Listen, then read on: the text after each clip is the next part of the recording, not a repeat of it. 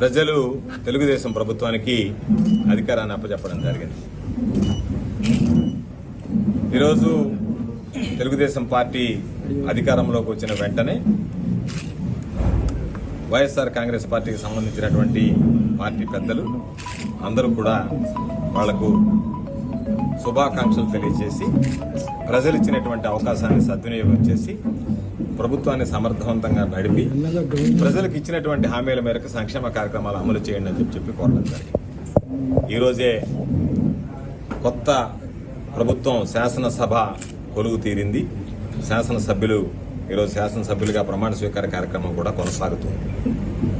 అయితే ఈరోజు జిల్లాకు సంబంధించి అందరం పార్లమెంట్ సభ్యులుగా, మంత్రిగా, శాసనసభ్యుడిగా పనిచేసినటువంటి పెద్దలు, ఆయనతో పాటు శాసనసభ్యులుగా పనిచేసినటువంటి సోదరులు